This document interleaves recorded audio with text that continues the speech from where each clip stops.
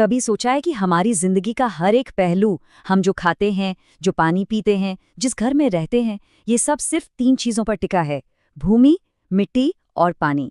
चलिए, आज हम इन्हीं जरूरी संसाधनों की कहानी को समझते हैं और देखते हैं कि ये दुनिया भर में लोगों की जिंदगी को कैसे एक दूसरे से बिल्कुल अलग बना देते हैं। अपनी बात को समझने के लिए शुरुआत करते हैं 2 बिल्कुल अलग-अलग दुनियाओं से। एक तरफ है माम्बा, जो तंजानिया के एक छोटे से गांव में रहती हैं, और दूसरी तरफ है न्यूजीलैंड में रहने वाले पीटर। माम्बा के लिए हर दिन एक जद्दोजहद है। उन्हें मीलों चलकर पानी लाना पड़ता है और पथरीली जमीन पर खेती करने के लिए बहुत मेहनत करनी पड़ती है। वहीं दूसरी तरफ पीटर की दुनिया हरी भरी है। जहां तक नजर जाती है वहां तक फैले घास के मैदान हैं और उनका परिवार मॉडर्न टेक्नोलॉजी की मदद से भेड़ों को पालता है। तो ये हमें एक बहुत ही बुनियादी सवाल पर ले आता है। एक ही ग्रह पर रहते हुए 2 लोगों की जिंदगी इतनी अलग कैसे हो सकती है? और इसका जवाब छिपा है 3 सबसे अहम चीजों में। वो जमीन जिस पर हम चलते हैं, वो मिट्टी जो हमारा पेट भरती है, और वो पानी जो हमें जिंदा रखता है। असल में इन संसाधनों की क्वालिटी और मौजूदगी ही सब कुछ तय करती है। तो चलिए सबसे पहले उस बुनियाद से शुरू करते हैं जिस पर हमारा पूरा वजूद टिका है, हमारी जमीन यानी भूमि। ये बात शायद आपको हैरान कर दे, लेकिन हमारी पृथ्वी की पूरी सतह का सिर्फ 30% हिस्सा ही जमीन है। जरा सोचिए, पूरी की पूरी इंसानियत बस इसी छोटे से टुकड़े पर रहती है। और इससे भी ज्यादा चौंकाने वाली बात यह है कि दुनिया की 90% आबादी उस 30% जमीन के भी एक बहुत छोटे से हिस्से पर रहती है। इसका मतलब ये हुआ कि हम सब एक बहुत ही भीड़भाड़ वाली जगह पर जी रहे हैं, जबकि इस ग्रह का ज्यादातर हिस्सा लगभग खाली पड़ा है। ऐसा नहीं है कि ये बस यूं ही हो गया।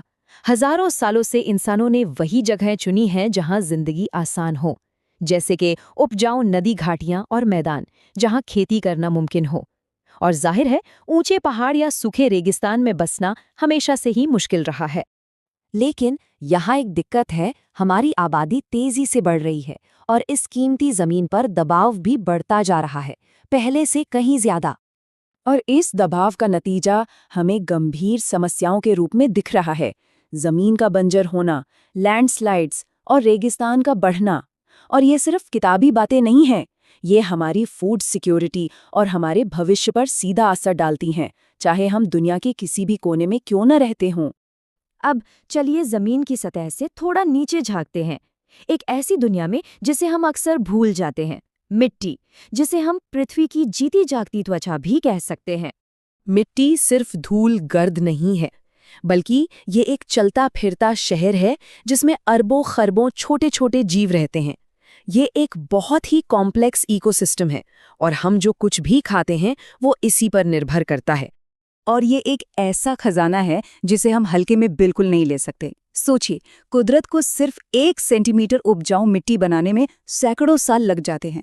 इस लिहाज से तो ये सोने से भी ज्यादा कीमती है। अगर मिट्टी को एक केक की तरह काटा जाए तो अंदर एक पूरी दुनिया दिखती है। सबसे ऊपर की परत, जिसे टॉप सॉइल कहते हैं, वो जीवन से भरपूर होती है, जबकि नीचे की परतें इसकी नींव बनाती हैं। हर परत का अपना एक जरूरी काम है। तो माम्बा के गांव की पथरीली मिट्टी और पीटर के खेत की उपजाऊ जमीन में इतना फर्क क्यों है?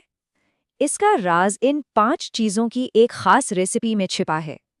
चट्टान कैसी है, वहां का मौसम कैसा है, और हाँ, कितना समय बीता है, ये सब मिलकर तय करते हैं कि कहाँ क्या उग सकता है। अब बात करते हैं उस चीज की जो हर चीज को आपस में जोड़ती है, पानी। हम अपने प्लैनेट को ब्लू प्लैनेट तो कहते हैं, लेकिन यहाँ एक हैरान कर देने वाला सच है। दुनिया के कुल पानी का 97% से ज्यादा हिस्सा खारा है, जिसे हम पी नहीं सकते। जो मीठा पानी है उसका भी ज्यादातर हिस्सा बर्फ के रूप में जमा है। आखिर में हमारे इस्तेमाल के लिए ताजे पानी का सिर्फ 1% हिस्सा ही बचता है, सिर्फ 1%। और हम उस छोटे से 1% हिस्से का इस्तेमाल एक खतरनाक रफ्तार से कर रहे हैं। सिर्फ 25 सालों में दुनिया भर में पानी की खपत लगभग 2 गुनी हो गई। ये एक ऐसा ट्रेंड है जो लंबे समय तक टिका नहीं रह सकता। क्या कभी सोचा है कि रोजमर्रा की जिंदगी में हम कितना पानी इस्तेमाल कर लेते हैं? भारत में एक औसत व्यक्ति एक दिन में लगभग 150 लीटर पानी यूज करता है। पीने से लेकर कपड़े धोने तक हर बूंद जुड़ती जाती है। कंजर्वेशन की अहमियत समझने के लिए बस इतना सोचिए, अगर किसी घर में एक नल टपक रहा हो तो वो एक साल में 1200 लीटर से ज्यादा पानी बर्बाद कर सकता है। मतलब छोटी छोटी चीजों से बहुत बड़ा फर्क पड़ सकता है। तो इन सभी चुनौतियों को देखते हुए सवाल ये है कि इन बेशकीमती संसाधनों को बचाने के लिए आखिर किया क्या जा सकता है? अच्छी खबर ये है कि हमारे पास सॉल्यूशंस मौजूद हैं। सदियों से दुनिया भर की सभ्यताओं ने इन कीमती संसाधनों को बचाने के लिए बहुत ही सरल लेकिन असरदार तरीके अपनाए हैं, जैसे पहाड़ों पर सीढ़ीदार खेत बनाना या समुचित जुताई करना। ये तकनीकें आज भी उतनी ही काम की हैं जितनी पहले थीं। तो हम वापस वहीं आ जाते हैं। हम सब एक ही ग्रह पर रहते हैं, लेकिन अक्सर बहुत अलग-अलग दुनियाओं में। कहीं खुशहाली है तो कहीं कमी, और ये सब कुछ उन्हीं संसाधनों पर टिका है जिनकी हमने अभी-अभी पड़ताल की है। और ये हमें हमारे आखिरी और शायद सबसे बड़े सवाल पर लाता है।